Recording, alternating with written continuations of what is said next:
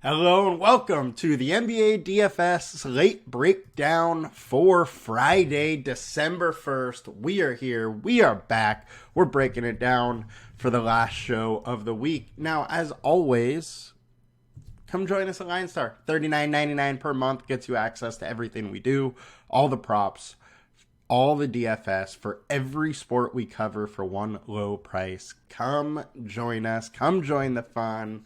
Let's make some money together. All right, now let's get into this slate. We got a wild slate here. It is only 6 games.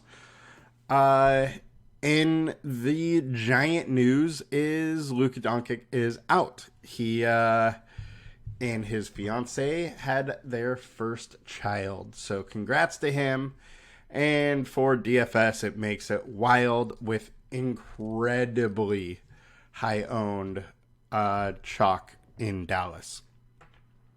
Really hard to get away from them. Memphis isn't that good, so Dallas can probably stick in the game for a while, but it makes the entire situation a little interesting, and it's going to be hard to avoid a lot of chalk today. So let's get into it a little bit here. Point guard, highest owned guys. We got Hardy, Irving, and Derrick Rose. Derrick Rose started last game. Not sure if he's going to start again. If he does, he looks interesting. He went 27 minutes. If he gets any more than that, he could actually absolutely crush his salary. Meanwhile, obviously, Kyrie is in a great spot. So makes a lot of sense to want to go with Kyrie here. And then Jaden Hardy.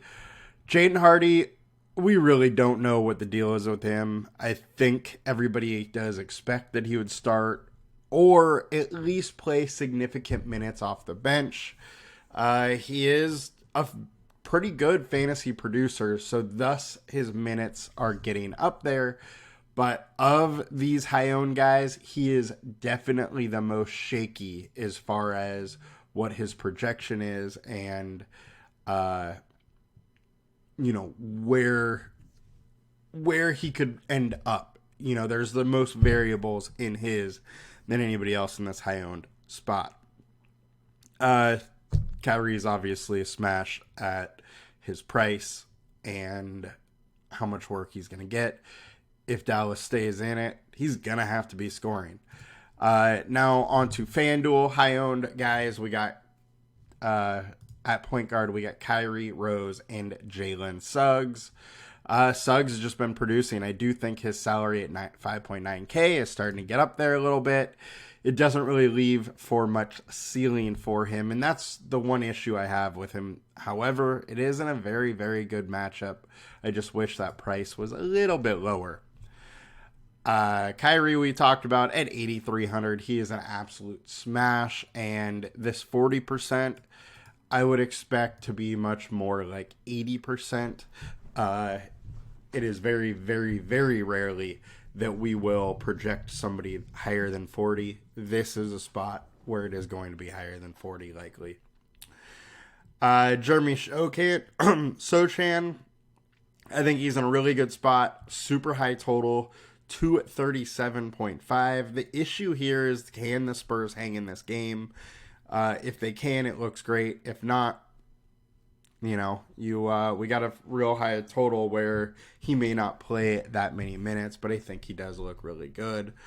Jalen Brunson is probably the most obvious pivot off Irving. He can at least go with 50, 60 fantasy points, which, you may need if you pivot off of Irving, there's a very high likelihood Irving is in the 50s tonight. So I think you can do that. Other spots that you like, I didn't really like that much else. That's the trouble with this slate in general. What I am finding is a lot of the chalk I like also. I'm finding very few spots that I really want to get different in. And I think that's something we are going to really have to take a closer look at throughout the day and try and figure out where you can get different. It's going to be a little hard today to get different. And matchup-wise, Suggs has a great matchup, Rose has a good matchup, and Irving's matchup is just fine, especially without Marcus Smart playing for Memphis right now. It definitely makes that matchup a bit better. And let's go over to shooting guard here. We'll start on DraftKings. High owned Hardy, Irving, and Hardaway. Hardaway, he is questionable today. If he plays, he's in a smash spot also. There's another one where this ownership is going to be much higher, probably a little bit lower, just because at this point, we're not too sure, what's going to happen if he's going to play or not. But generally, when Luka is out, that's when you see the real big games from Hardaway, and he ends up having a ceiling. So, over to FanDuel. High-owned guys, Irving, Hardaway, Rose. Talked about all of them. Talked about Hardy. Talked about Suggs. Josh Green is another value piece for Dallas that you could mix in there. He's going to be a little bit less owned, and he gets the work. He's just not as good of a fantasy per minute producer than the other guys, and that is why he's going less owned. But in a one-game sample, anything can happen. If he gets the minutes, he can get there, but that is the big if he gets the minutes. Devin Vassell. Look, Spurs have a huge game total, and if they're able to stay in this game, some of the Spurs guys got to go with it. So I think the Spurs are pretty interesting pivot off of the Dallas chalk. And let's get into the matchups. And Anobi Black, who's terrible. Hardy pops up at the very top, and he's super cheap. If he is starting, which is an if at this point, he's just a smash play. And that will kind of round that out. Let's get over to small forward. So our high-owned small forward on DraftKings, we got Josh Green, Derek Jones, Tim Hardaway, and Desmond Bane. So we haven't talked about Derek Jones yet. He is the one that I want the least of. Look, he's going to likely play the minutes, but he's just not that good of a fantasy producer, and he's already been playing the minutes a little bit. So I don't love going to him at this ownership. If his ownership drops, surely I will be there, but that's my problem at this point, is that, he just hasn't really got it done. Grant Williams is a very, very similar play as Jones, but just getting less ownership. But Williams' minutes are likely a little more secure than Derek, so I would rather just pivot to Williams, take the minutes, and hope he runs good. Desmond Bane is a nice little play. You're just playing the other side of this game, and I do think it is interesting that if you're playing Dallas guys, to make sure you have a Memphis player in there, because the only way those lineups really, really get there, like last night with the Bulls game, is if Dallas is able to keep up and stay in the game. So it makes sense if, a couple guys on Dallas happen, somebody on Memphis is going to have to get there. Jason Tatum, I think, is fine. I think he's an interesting pivot. He has done well versus the 76ers in the past, and there's still no Porzingis, so his fantasy points per minute does go up a little bit. Franz Wagner, I think, is super interesting. He's been playing very well, has 3 games in the mid-40s over the last week, and versus Washington can very, very, very easily do it again. The other thing that I do want to bring up is his minutes have actually been a little up lately. So I like that, and if he can run into 34, 35 minutes, he's going to crush the salary. And over to small forward, we got RJ Barrett in a tough game total game, 216. Good matchup for fantasy producing, but 216 game total is pretty low, and at 5,900, he's at least interesting because we have seen these mid 30 games, but lately his minutes have been a little more inconsistent. We're not really too sure what's going to go on there. If he's getting 32 minutes, plus, he looks interesting. If he gets 28, not really going to do it. Tobias, look, his consistency is there. Joel Embiid is questionable. If Joel misses, I think you got to like Harris quite a bit more. But Boston does have some solid team defense. So I know here it shows that, he's pretty high on this matchup tool. But Boston is a team that can change up things per matchup. So it might be not quite as good for Harris as we did see. He only did 27.9 last time they faced. Denny, I think, is just fine. I like Denny. It's a game environment that is very good. Washington's going to need to figure out how to stay in this game, though, and Denny is one of the guys that can do it from some strong defense and just doing a lot of different things, smaller things on the court that not only score fantasy points, but help teams stay into games. Franz we covered, and we like him as well. Michael Porter went absolutely nuts last game. Aaron Gordon was out. If Aaron Gordon is out and Jamal Murray's out again, I think Porter definitely gets a little bit of a bump up, but that 7K salary is getting pricey. All right, let's get over to power forward and power through this thing. All right, we got KD, Zach Collins, Jeremy Shohan, and Kyle Kuzma. KD, I think, is in a good spot. He's just super high owned, and I think I would rather pivot to cheaper or lower owned studs since, you kind of have to have Irving, kind of have to have Hardy or another of the Mavs pieces. You're going to need to figure out how to get different somewhere, and I think getting different with low-owned studs is likely the best way. They aren't as matchup dependent as, the mid-price guys are. So I think low-owned studs is kind of the way to get different on this slate rather than playing the high-owned one, which Kevin Durant is. Zach Collins gets a little bit of a bump up without Wemby.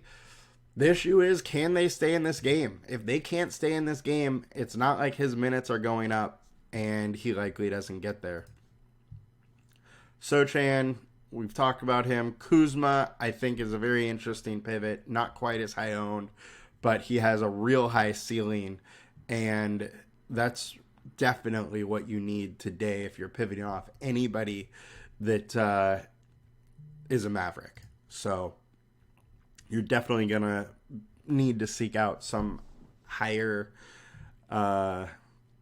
ceiling guys. Jaren Jackson's definitely one of those higher ceiling guys, and I think he's interesting. I think Pascal Siakam is interesting, and Paulo Banchero. I do think Banchero is going to be a little higher owned than what it's coming in at right now. If he is not, he's a slam at low ownership versus the Wizards at 7,800. I think him and Franz both look very similar and look very good. And I do like Franz Wagner as well. On to DraftKings high ownership, we got Josh Green, Derek Jones, and Kevin Durant, which we have talked about all of them. And matchup stool, KD's at the very top. Makes a lot of sense. Not only is Booker and Beal out, he is facing the Nuggets, which has led up fantasy points to the power forward. I like the spot for KD. That is why he's high owned. I just have trouble following that ownership when there's so much good chalk out there today that you're going to likely have to take. Jaren Jackson, I like. Great addition to, those Dallas stacks. Tatum going low owned and in a good spot versus the 76ers. So like going Tatum as well. Now, center to wrap it up on DraftKings. High owned guys, we got Derek Lively, Pascal Siakam, and Nikola Jokic. Can't go wrong with Jokic ever. Siakam, we talked about him. He's in a decent spot. His price is low, but it is a slower paced game than everything else. So for that reason, I could see getting off Siakam. The other thing is I don't like him in the center spot. I'd much rather him play him in power forward than center. I think there's just a lot of different ways you can go with the center spot. Thus, don't love him there. On to FanDuel. Zach Collins, Lively, and Jackson. I don't love Derek Lively. Can he get there? Yes, but his ceiling, I really think he's had a 40-point game and a 39-point game. But outside of that, it's pretty much low 20s. And his minutes aren't very secure. He gets into foul trouble. I think there's a lot of things that can go wrong with this, with using Lively. Don't love it. And I've actually done quite a few unders on Lively today due to the fact that Memphis has been pretty good versus the center. And now that no Doncic, I think it's going to be a little bit harder for him to score. Al Horford, I think, is very, very interesting. He has had 2 games without Pascal, which he did very, very well in both games. It is a very tough matchup for him versus the 76ers and Embiid, but it could mean a few extra minutes for him. And if he's playing 32 plus minutes, he can definitely beat a 6.1K salary.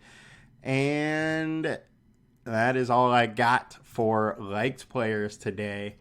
Let's get over to the matchup tool. Horford is on the top. I don't know why I can't say that today. Bidays is an interesting one we did not cover. He plays 22 to 24 minutes at 5.5K. He's at least interesting. And he's had some real big ceiling games. If he runs into extra minutes, he could produce for sure. Nurkic, I think, is also an interesting one. He's actually had some good games versus Denver, so I don't mind going to him at 7,600. He very easily could get into the 40s versus Jokic. These two guys do know each other very well as they both came up in this Denver organization. All right, guys, all in all, interesting slate today. Try and figure out how you can get different. It is going to be hard to get different. Everybody is going to be just hammering that Memphis chalk. One of the ideas or strategies that I am thinking about is playing way less volume than I normally would and just Xing out, Kyrie and say Hardaway and then go from there. I think by doing that, you just be getting very different because so much ownership will be there. And then you can play pretty much whoever you want. If I do that, I'm going to play very low volume. So that's kind of the key to it is it's a strategy that is not likely to succeed. So if I lose it all, so be it. But if Irving and Hardaway, which is unlikely, both fail, then my lineups that I do have a very, very good shot at getting higher up on the leaderboard. So that is one thing I am considering. All in all, this is a very tough slate. So you guys have a good one. We will be back next week. Adios.